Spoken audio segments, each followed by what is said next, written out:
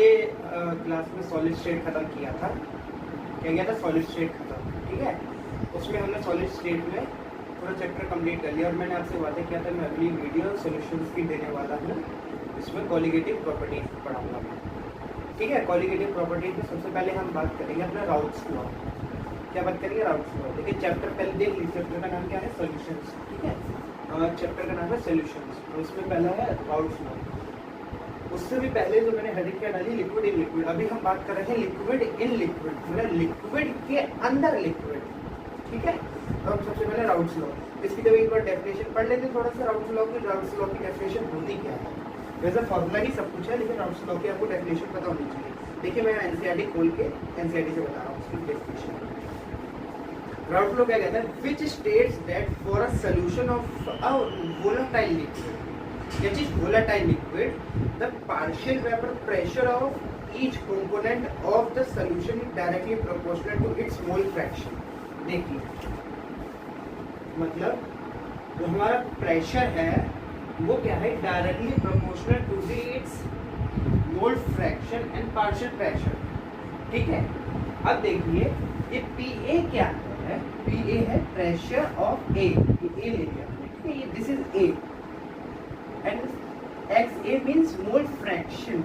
अब mole fraction आपको पता होगा, हमने मोल फ्रैक्शन कब पढ़ते हैं, जो मोल्स वाला चैप्टर है स्टार्टिंग का केमिस्ट्री 11th में 1 चैप्टर, ठीक है। अब आ जाइए पहले XA का मोल फ्रैक्शन लिखते हैं, कैसे लिखेंगे, NA upon NA plus NB, ठीक है। अब ऐसे XB का कैसे लिखेंगे, moles of B upon moles of A plus moles of B, done. ये अलग, ठीक है, इतना आपको पता होना चाहिए। हमने sir moles of A upon moles of A plus moles of B like and ऐसी XB का moles of B upon moles of A plus moles of B, ठीक है। अब आ जाओ अकॉर्डिंग टू डाल्टन्स। डाल्टन साहब थे हमारे, उन्होंने एक लॉ दिया था। देखिए इस लॉ हम डेफिनेशन नहीं पढ़ रहे, मैं डायरेक्ट आपको ये चीज बता रहा हूँ, डेफिनेशन पढ़ेगा उसमें यही चीज दी गई है, ठीक है। डाल्टन उसमें क्या बताया गया था कि जो टोटल प्रेशर है हमारा, pressure of A plus pressure of B के बराबर होगा, ठीक है। Pressure of A plus pressure of B। अब प्रेशर ऑफ A की वैल्यू हमारे पास ये आई थी, XA into partial pressure, XA क्या मोल fraction of A into partial pressure of A, ऐसे XB into partial pressure of B। अब इसकी वैल्यू आपको यहाँ पुट कर देनी है, ठीक है। और आपको ये पता होना चाहिए कि अगर हम कोई दो मोल फ्रैक्शन की बात कर रहे हैं इसमें, तो इसमें XA मतलब पहला मोल फ्रैक्शन दूसरा मोल फ्रैक्शन बराबर होंगे 1 के, ठीक है। दोनों किसके बराबर होंगे, 1 के बराबर होंगे। अब हमें क्या करना है, यहाँ पे आइडेंटिटी यूज कर लेनी है। देखो हमने यहाँ पे जैसे XA की वैल्यू, जैसे XA is equals to 1 minus XB use कर लीजिए, या XB is equals to 1 minus XA use कर लीजिए आप, ठीक है, ऐसे यूज कर लीजिए आप। तो देखिए अब मैंने इस क्वेश्चन में क्या मतलब इस उसमें क्या यूज किया है, मैंने यूज किया है XB is equals to 1 minus XA। मैंने इससे XB की वैल्यू यहाँ पुट करी सबसे पहले, इस 1 माइनस XA इंटू ये पार्शियल प्रेशर ऑफ B। इसको हम आगे सॉल्व करेंगे तो हमारा ये आ जाएगा, total pressure is equals to mole fraction of A in bracket में partial pressure of A minus partial pressure of B plus partial pressure of B, ये आ जाएगा। इसको जल्दी से नोट करिए। अगला हम देखते हैं,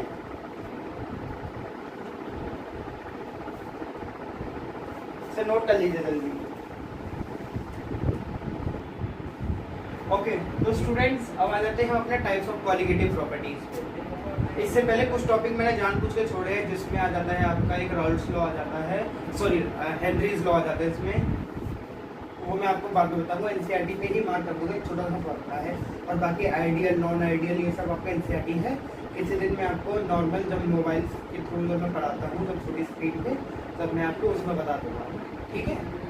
आज अभी सॉल्यूशंस में हम स्टार्ट करते हैं अपने टाइप्स ऑफ कॉलिगेटिव प्रॉपर्टीज में। तो देखिए सबसे पहले जो कॉलिगेटिव प्रॉपर्टीज है हमारी क्या है, relative lowering in vapour pressure, मतलब जो वेपर प्रेशर है हमारा, इसके अंदर कितनी लोअरिंग आ रही है, लोअरिंग आ रही है, ठीक है, इसमें वैल्यू कितनी कम हो रही है। अब इसका लेके राउल्स लॉ जो हमने पीछे पढ़ा था, राउल्स लॉ, उसमें उसका इस्तेमाल करके ये नया फॉर्मूला, इसको ध्यान से रखिए, यही आपका हर जगह यूज होने वाला है, ठीक है, क्या होने वाला है, यूज होने वाला है हर जगह। अब देखिए इसमें पी नॉट बता रहा हूँ मैं अभी क्या चीज़ है, माइनस पी एस, ये एस लिखा है, दिस इज एस, ओके, नीचे P not is equals to X B. X B से तो आप वाकिफ है क्या होता है एक्स बी, ठीक है, क्या होता है X B, mole fraction of B, ठीक है, लेकिन यहाँ पर हम इसे मोल फ्रैक्शन नहीं कहेंगे, क्या कहेंगे, relative lowering in vapour pressure, क्या कहेंगे, relative lowering in vapour pressure, ठीक है, इसको हम कहेंगे relative lowering in vapour pressure, okay, relative lowering in vapour pressure.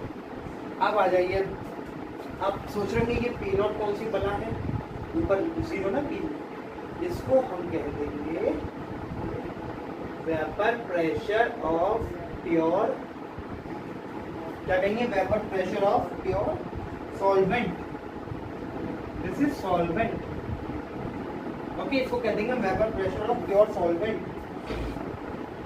अब जो पीएस है ये हो जाएगा हमारा वेपर प्रेशर ऑफ सॉल्यूशन, ठीक है, ये हो जाएगा हमारा vapour PS, vapour pressure of solution, P not आएगा वेपर प्रेशर ऑफ सॉल्वेंट।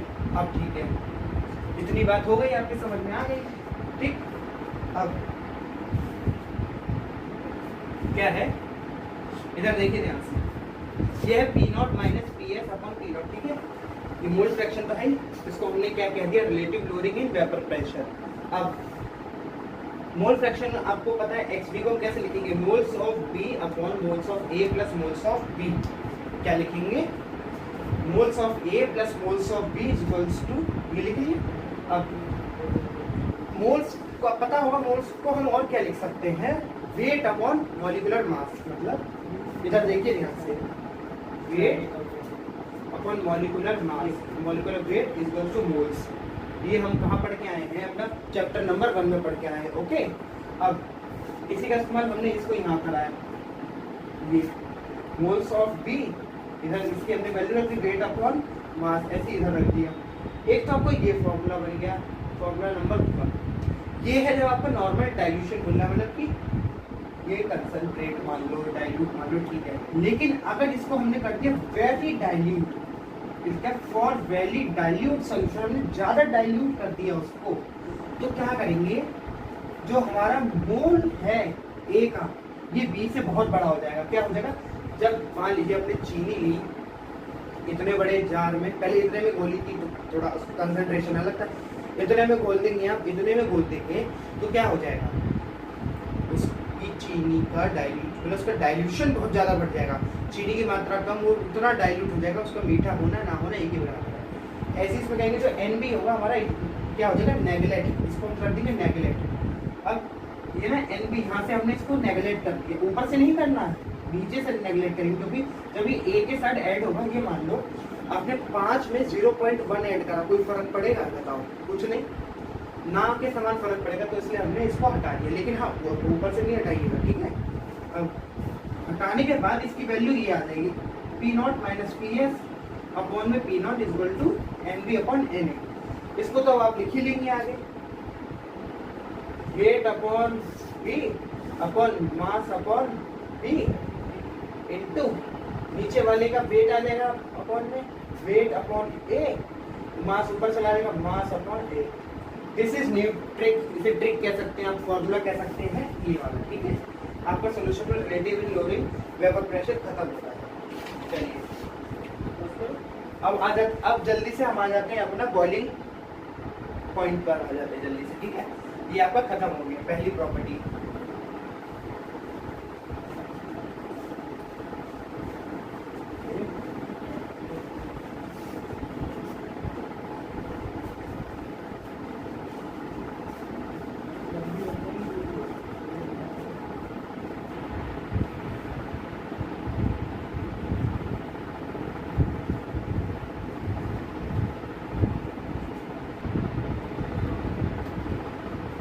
तो बच्चों सुनिए, अब हम आ गए हैं एलिवेशन इन बॉइलिंग पॉइंट पे, ठीक है, एलिवेशन इन बॉइलिंग पॉइंट। अब ये हमारी क्या है, सेकंड कॉलिगेटिव प्रॉपर्टी है। क्या है, second colligative property.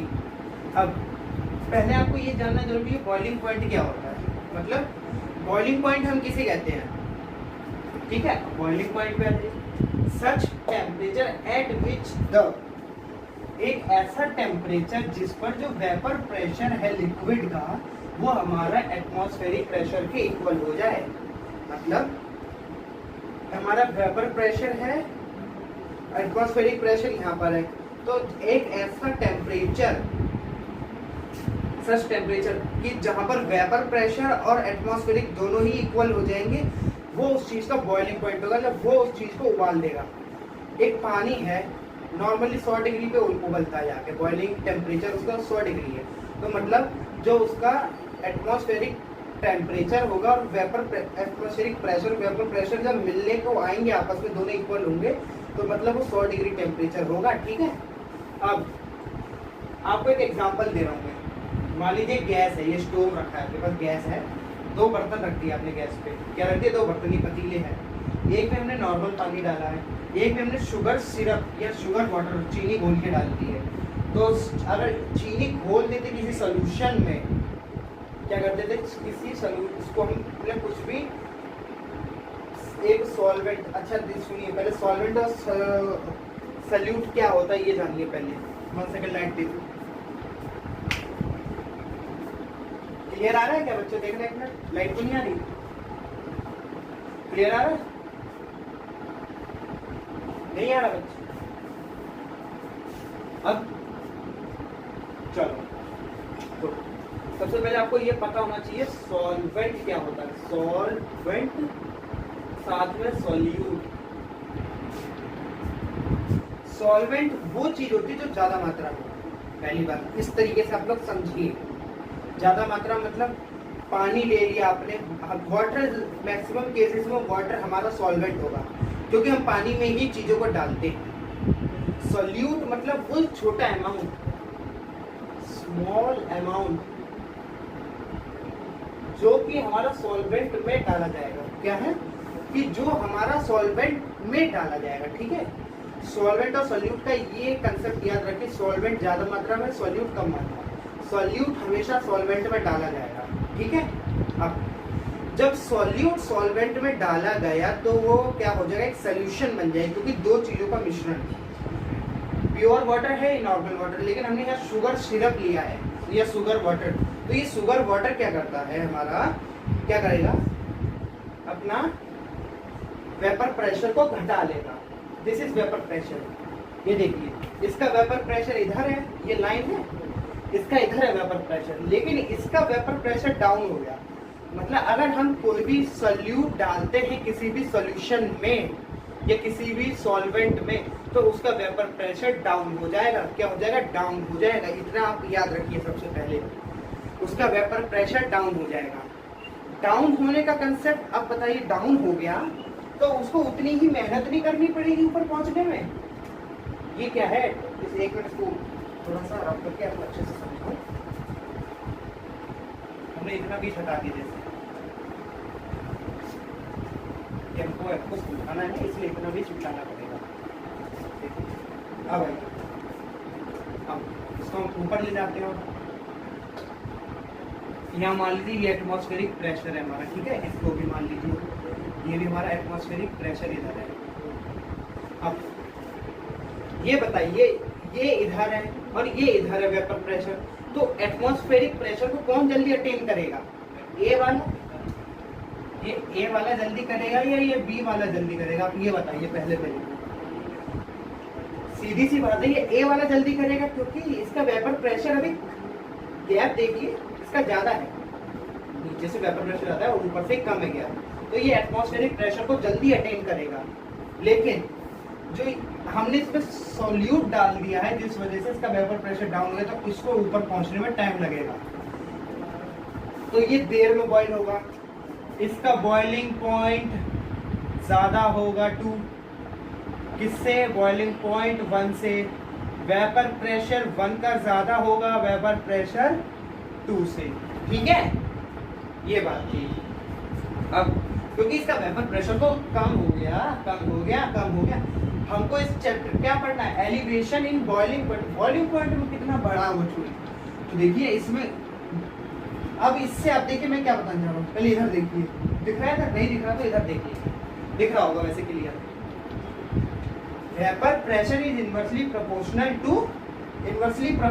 To boiling point, मतलब वेपर प्रेशर जितना बढ़ेगा उतना ही बॉइलिंग पॉइंट घटेगा। अब यहाँ इसमें हम अप्लाई करते हैं चीज, यहाँ वेपर प्रेशर घटा, बॉइलिंग पॉइंट बढ़ा, उस चीज को उबलने के लिए ज्यादा टाइम लगा, ज्यादा टेम्परेचर लगा। जो चीज 100 डिग्री पे उबलने वाली थी वो उबलने लगी अब 130 डिग्री पे। मान लो एक दो आप घर पे खुद एक्सपेरिमेंट करना है, एक पे पानी रख देना नॉर्मल, एक पे आप क्या करना, चीनी चाय पत्ती सब कुछ डाल के चाय बनाना, दोनों को सेम उस पे रख देना, तब बताना कि कौन सी चीज आपकी जल्दी उबलेगी। हाँ, क्या उबलेगी, कौन सी चीज जल्दी उबलेगी? सीधी मतलब पानी उबलेगा, क्योंकि पानी में तो आपका कुछ है नहीं, कोई सॉल्वेंट है, सॉल्यूट है ही नहीं कोई। लेकिन हाँ, जो आपकी चाय है बना रहे हो उसमें आपका शुगर है, चाय पत्ती है, अदरक है, लहसुन है, जो भी सब कुछ है, ठीक है, ये सब है। इस वजह से उसका वेपर प्रेशर डाउन होगा तो उसे उबलने में टाइम लगेगा, इसलिए उसको चाहिए ज़्यादा टेम्परेचर वहाँ तक पहुँचने में। तो आपका बॉइलिंग पॉइंट का ये कंसेप्ट क्लियर हुआ। अभी हम इसमें आगे फॉर्मूले की बात करते हैं। सो फ्रेंड्स, अब आ जाते हैं अपने इस फॉर्मूले पे। देखिए ऊपर मैं इसलिए भी लिख रहा हूँ, पर आपको थोड़ा रिफ्लेक्शन का सामना करना पड़ेगा, वहाँ पे आपको दिखेगा इस वजह से, ठीक है। ठीक है फ्रेंड्स, अब हमको क्या करना है, तो सबसे पहले ये फॉर्मूला याद रखिए आप, क्या है, डेल्टा टी बी। देखिए मैं यहाँ लिख रहा हूँ इसका पूरा, delta T B is equal to delta T. अब बताइए ये कौन सा है, 0 डिग्री पे, 0 डिग्री होगा या, एक मिनट आप अच्छे से बताइए, सोच के पहले जल्दी बताइए क्या होगा, बच्चों बताओ क्या होगा उधर, नहीं पता चला? अब देखो मैं बताता हूँ, इधर होगा प्योर, ठीक है, इधर क्या होगा जो हमको मिला है, तो मतलब डेल्टा टी भी हमने निकाल लिया, एलिवेशन इन बॉइलिंग पॉइंट। अब प्योर में से हम जितना निकला है उतना माइनस कर देंगे, ठीक है। प्योर कितना होता है, 100 डिग्री, 100 डिग्री में से उतना माइनस कर दो जितना आया है, डन। 1 सेकेंड बच्चों,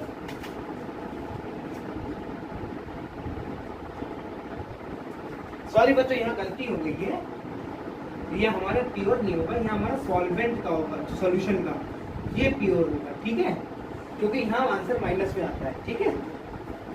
वही मैं कंफ्यूज हो रहा था बार बार कि इनका ये फ्रीजिंग पॉइंट में होता है, किसमें होता है, ठीक। Delta T B equal to जो टेम्परेचर हमारा जो निकलेगा, ये हमको देखो प्योर का तो दिया ही रहता है, हमें पता ही है 100 डिग्री, ये हमारा निकल जाएगा, हमें बोलेगा सोल्यूशन का बताइए, ये सोल्यूशन का निकालना रहता है हमें, ठीक है। अब फॉर्मूला क्या है, केबी, केबी को हम क्या कहते हैं, मोलर एलिवेशन या इबिलियोस्कोपिक कांस्टेंट, इबिलियोस्कोपिक, जैसे कहेंगे मोलर एलिवेशन, देखिए ebullioscopic constant, W B weight of, ये क्या है, इसको मैं अगर अच्छे से लिखूं, W B upon M B, इसको हम क्या लिख सकते हैं, मोलर मास ऑफ, मोलर कहेंगे, क्या कहेंगे जल्दी बताइए, मोल ऑफ बी, ठीक है, मोल्स ऑफ बी, यहाँ वेट ऑफ ए अपॉन, ये 100 नीचे था अपॉन में, तो हमने ऊपर भेज दिया 1000, सॉरी 1000, इसको ये m है ना, इसको हम देखो मेन फॉर्मूला ये नहीं है, इसको नहीं याद रखिएगा आप लोग, इसको याद रखिए, दिस इज मेन फॉर्मूला। इस m को हम कहते हैं मोलैलिटी, मोलैलिटी, इसे कहेंगे मोलैलिटी। आपको पेपर में ये चीजें कम दी जाती, ये चीज दी जाती है, और इसमें हम जब आगे पढ़ेंगे आपको एक आई वैल्यू आएगी, वहाँ पे वो करते हुए हम आगे पढ़ेंगे, जब बताएंगे आपको आई क्या होता है। लेकिन पहले अभी आपको के बी इंटू एम मोलैलिटी याद रखनी है। अब जैसे मान लो हमें हाँ के भी दे दिया है, जैसे 0.5, सॉरी इधर नहीं दिखेगा आपको, ऊपर नहीं दिखेगा, मैं आपको बाद में बताता हूँ। इतना याद रखिए पहले K B into mole of B into 1000 upon weight of A, ठीक है। इसको weight of B upon mass of, मतलब मोलर मास ऑफ बी, ऐसे आप रख सकते हैं। ये आपका फॉर्मूला टीबी का होगा। अब अगर आपको केबी डायरेक्ट ना दिया हो, आपको वहां पर लेटेंट हीट दे दी गई हो, ये टीवी और आर मैं बताऊं क्या। टीवी क्या है? Pure boiling point. आपको अगर pure boiling point, this is TV, TS है सॉरी, ये टीवी हीट प्योर वाला है, आपको इसकी वैल्यू दी जाए। और आर तो बताइए, आर देखिए क्या होगा हमारा, आर होगा हमारा यहाँ पर 2 कैलोरी पर केल्विन पर मोल। याद रखें आर की वैल्यू। हाँ, अगर हमको केवी डायरेक्ट नहीं दिया जाता है, केवी हमको डायरेक्ट नहीं दिया जाता है, अगर हमको केवी की जगह हमें वहां पर लेटेंट हीट दे दी जाती है और साथ में हमको यहाँ पर अगर टीवी दे दिया जाता है, मतलब प्योर बॉइलिंग पॉइंट है, बॉइलिंग प्रेशर, तो क्या हो रहा है, सॉरी, तो हमको यहाँ पे क्या करना है, आर की वैल्यू हमें पता याद रखनी है 2। अब मैंने इसको पूरा सॉल्व कर दिया है इस साइड में, आपको अब बाद में बताता हूँ, लेकिन उससे पहले ये एलवी है ना, इसको लेटेंट हीट ऑफ वेपराइजेशन कहते हैं। और इसकी वैल्यू हमेशा याद रखिएगा किस में रखी जाती है, कैलोरी पर ग्राम में। लेकिन जो आपका टीचर होता है ना, एग्जामिनर, वो चालाक होता है, जिससे पर ग्राम नहीं देके पर मोल दे देगा। ये आ गया, पर मोल दे देगा, लेटेंट हीट कैलोरी पर मोल। लेकिन हम उनसे भी ज्यादा चालाक हैं। हमने क्या करा, अपना जो मॉलिक्यूलर वेट से इसको डिवाइड कर दिया, सॉल्वेंट के, सॉल्यूट से नहीं, सॉल्वेंट के मॉलिक्यूलर वेट से डिवाइड कर देंगे तो हमें लेटेंट हीट ऑफ वेपराइजेशन मिल जाएगी। हमें इसकी यूनिट इसमें कैलोरी पर ग्राम में, ठीक है। हम उनसे भी ज्यादा चला के हमने मॉलिक्यूलर वेट से डिवाइड कर दिया। लेकिन पहले देखना ये मोल दिया है कि ग्राम दिया है, कहीं जोश जोश में आप ये करके आ जाओ, वहां पे तुम कुछ ना कर पाओ। फिर मैंने इतनी वैल्यू को इधर सॉल्व कर दिया है, ये वैल्यू को मैंने यहाँ सॉल्व कर दिया। अब 1000 नीचे था, ऊपर जाके 0.002 हो गया, टीवी स्क्वायर अपॉन एलवी, ठीक है। ये सब की आपको वैल्यू दी जाएगी। चलो बच्चों, तो आज हमारा एलिवेशन इन बॉइलिंग पॉइंट खत्म होता है, ठीक है। एलिवेशन इन बॉइलिंग पॉइंट खत्म हो गया। अब हमको क्या करना है, कल फ्रीजिंग पॉइंट पढ़ना है। फ्रीजिंग पॉइंट करते ही फिर हम ऑस्मोटिक प्रेशर पढ़ लेंगे। फिर इसमें हमारा डिसोसिएशन और एसोसिएशन बच जाएगा, उसको पढ़ लेना है। उसके बाद ये आपका चैप्टर खत्म, ठीक है। फिर इसमें ज़्यादा कुछ नहीं, फिर मैं एनसीईआरटी में आपको बता दूंगा। लेकिन आप लोगों को मैंने क्या कहा है, आप इसको सब्सक्राइब करिए चैनल को, और इसको ज़्यादा से ज़्यादा शेयर करिए, ज़्यादा से ज़्यादा लोगों को शेयर करिए, ठीक है। और हर वीडियो को लाइक जरूर करिए, भैया इतने अच्छे कंटेंट दे रहा हूँ। अभी तो आपको ट्रिक्स नहीं दी है, ट्रिक्स मैं आपको बाद में दूंगा। पहला चैप्टर पढ़िए, फिर ट्रिक्स मिल जाएगी आपको, किसको कैसे सॉल्व करना है हमको, है ना।